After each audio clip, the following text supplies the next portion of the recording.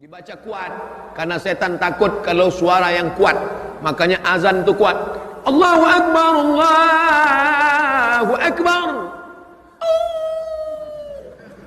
Kenapa kalau azan berkumandang suara anjing melolong?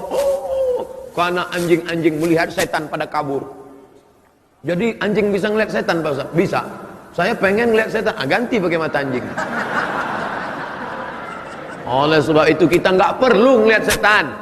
Kalau ada orang yang bisa ngelihat setan, Ustaz, saya tadi malam ngelihat gondorwo di rumah saya. Kamu sudah matanya dimasuki setan, maka kamu mesti diruqyah. Siapa yang bisa ngelihat setan? Matanya sudah dimasuki setan, karena hanya sesama setan bisa melihat setan. Kecuali ada orang-orang soleh yang dia melihat itu karena mukjizat Nabi, mukjizat. Adapun kepada wali-wali Allah, itu adalah karamah yang diberikan Allah. Tapi mereka nggak pernah ngaku-ngaku. Ini baru sholat 2 hari udah bisa ngeliat setan di belakang. Tadi malam saya pulang pengajian Pak Ustadz, berat sekali. Saya lihat ke belakang, ada sundel bolong numpang 2. Emang dia nggak ada kerja lain mau numpang? Oleh sebab itu jangan hiraukan yang model-model begini. Kita hanya disuruh jaga, jaga, jaga. Jangan sampai setan mengganggu. Setan, jin, iblis, genderuwo, sundel bolong, suster ngesot, jin dan jun. Ini sebetulnya mana Pak Ustadz? Makhluk cuma ada 2. Wa ma khalaqatul jinna wal insa. Cuma ada 2. Makhluk yang nampak namanya ins. Makhluk yang nggak nampak, nggak kelihatan namanya jin. Jin ini terbagi 2. Jin yang baik namanya jin muslim. Jin yang jahat namanya jin kafir. Jin yang muslim itu apa kata dia? Inna, buka surat Al-Jin juz 29. Inna minnal muslimun. Kami ada yang jin muslim. Wa minnal qasitun. Kami ada yang jin kafir. Jin yang muslim itu apa kerjanya? Taharrau rasyada, selalu mencari jalan yang benar, ngaji. Jin muslim itu ngaji juga. Makanya dalam Quran ada cerita jin dengar bacaan Nabi Muhammad baca Quran. Nabi sedang baca. Qul, katakan ya Muhammad, annahu istama'a nafarum minal jin. Ada beberapa jin mendengar engkau baca Quran. Apa kata mereka? Inna sami'na Qur'anan ajaba. Kami, kata jin, mendengar bacaan Quran Muhammad itu ajaba, ajib, amazing. Kami dengarkan bacaan Quran Muhammad itu ajib, menakjubkan. Makanya kalau ada qori baca Quran, ada jamaah yang tidur, itu lebih parah daripada jin. Jin aja dengarkan baca Quran menakjubkan, dia bilang buka surat Al-Jin. Tapi ada jin itu jin kafir. Yang jin kafir itu apa kerjanya? Kanu li jahannama hataba. Mereka akan menjadi bahan bakarnya, kayu bakarnya api neraka. Jin yang baik muslim, jin yang enggak baik kafir. Ustaz nunjuknya jangan ke depan lah, oke ke belakang. Jin yang baik muslim, jin yang enggak baik kafir. Jin yang kafir inilah disebut dengan syaiton. Induknya iblis. Komunitasnya jin. Yang baik muslim, yang nggak baik kafir. Yang nggak baik ini kafir. Nama lainnya setan. Induknya iblis. Iblis itu GM-nya lah. Adapun yang lain ini anak-anak buahnya semua. Apakah manusia itu juga bisa disebut setan? Ya. Kenapa? Karena dalam Quran dikatakan bahwa syayatinal insi wal jin. Ada setan-setan yang terdiri dari manusia dan jin. Kalau begitu auzubillahi minasyaiton, itu bukan cuma untuk jin, bukan. Terus untuk ente juga. Kalau ada nanti kawan yang selalu menggoda-goda, baca dia auzubillahi minasyaitonirrajim. Ente mau ngusir setan ya? Enggak ngusir ente. Kalau yang menggoda kita itu adalah jin, insya Allah kita baca ayat kursi dia kabur. Tapi kalau yang menggoda kita ini dari kalangan ins, kita baca ayat kursi, dia lebih hafal dari kita.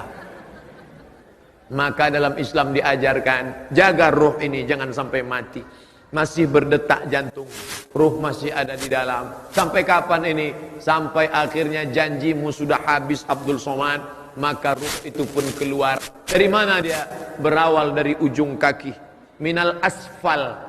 Asfal artinya bawah, bukan aspal. Minal asfal, dari bawah. Mengalir dia naik ke atas. Mengalir dia naik ke atas. Lalu kemudian dia pun keluar dari atas. Lalu kemudian mata melihat. Makanya orang yang mati meninggal itu matanya melotot melihat. Apa yang dia lihat? Ruhnya keluar. Orang yang meninggal dunia, salah satu ciri husnul khotimah, irqul jabin, keluar keringat dari jabin. Kalau ini namanya jabhah, kening. Kalau ini namanya jabin, yang di atas jabin. Kalau gabin, roti. Ini jabin namanya. Salah satu ciri husnul khotimah, irqul jabin, berkeringat bagian atas alisnya. Kenapa berkeringat? Saya lama baca hadis ini. Kenapa berkeringat? Ternyata sebelum dia meninggal, malaikat mengepakkan sayapnya. Dikepak sayap malaikat itu, matanya melihat, hai Abdul Somad, inilah tempatmu di surga, blok C nomor 15. Pada saat si hamba itu melihat tempatnya, dia malu kepada Allah. Sholatku nggak seberapa, puasa sunatku nggak seberapa, ilmuku nggak seberapa, amalku nggak banyak, tapi kenapa aku masuk dalam surga? Malu dia. Respon orang yang malu, biasanya perempuan tersipu malu, biasanya laki-laki merasa malu. Kalau dia dipermalukan, merah telinganya, naik darahnya, atau bisa jadi keringat dingin. Tapi mayat yang akan meninggal dunia, jasad yang akan ditinggalkan ruh, ungkapan malunya berkeringat atas keningnya. Tapi jangan yang keringat rekayasa. Nanti mentang-mentang ustaz ceramah tanda husnul khotimah, ada keringat di atas. Pas tetangga sedang nggak ada, semprot. Biar disangka orang ustaz mati husnul khotimah. Kan itu maksudnya. Nggak perlu kita pencitraan-pencitraan. Ini nanti sampai mati pun pencitraan. Dipoto, alhamdulillah ada keringatnya, sampai melebar ke wajah lagi. Kan itu maksudnya. Artinya ruh itu keluar. Orang beriman, ruhnya keluar seperti embun yang menetes dari ujung daun. Ini daun, pada saat tengah malam embun turun awan ke bawah, lalu kemudian berkumpul dari sisi-sisi daun, menetes di ujung daun. Embun menetes ke bawah, daun tidak ada yang ranting patah, daun tidak bergoncang. Begitulah keluarnya.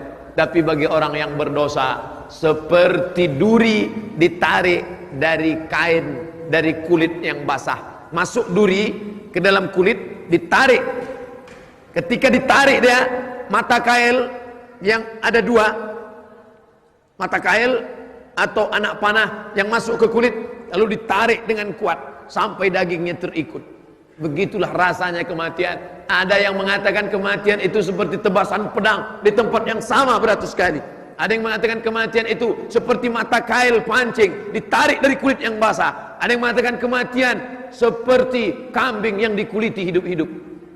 Semua menceritakan itu kepada Nabi Muhammad sallallahu alaihi wasallam. Makanya selalu kita berdoa, Allahumma hawwin alaina fi sakaratil maut.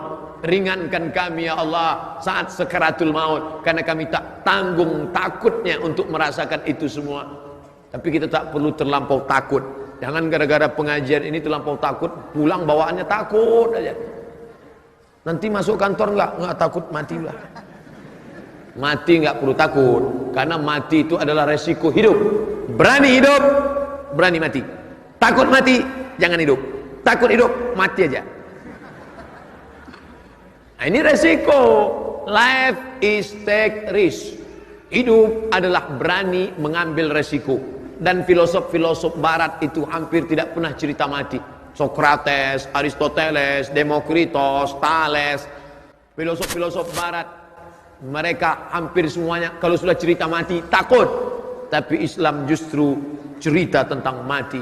Kenapa? Mati adalah semangat kehidupan. Kenapa kita beramal soleh? Persiapan untuk mati. Makanya saya tidak ingin, awalnya saya ragu untuk menyampaikan tema ini.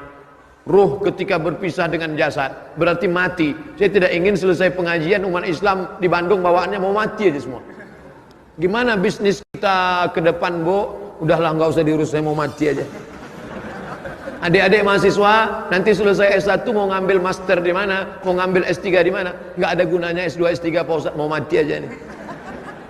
Orang Islam disuruh berbuatlah. Selesai salat keluar dari masjid, wa qul i'malu, berbuatlah, fasayarallahu amalakum. Allah yang akan menilai perbuatanmu, wa rasuluhu, Rasulullah yang akan menilai perbuatanmu, wal mu'minun, orang-orang beriman yang akan melihat hasil dari perbuatanmu. Oleh sebab itu jangan pernah berhenti berbuat. Walaupun engkau sudah mau mati, sudah ada tanda-tanda kematian, sudah terasa tanda-tanda kematian, maka di tanganmu masih ada bibit korma. Idza waqa'at ala ahadikumul qiyamah, kamu sudah mau mati, wa fi yadihi fasilah, di tanganmu ada bibit korma, falyaghrisha, tanamkan, gali tanah, tanamkan bibit korma. Padahal sudah mau mati.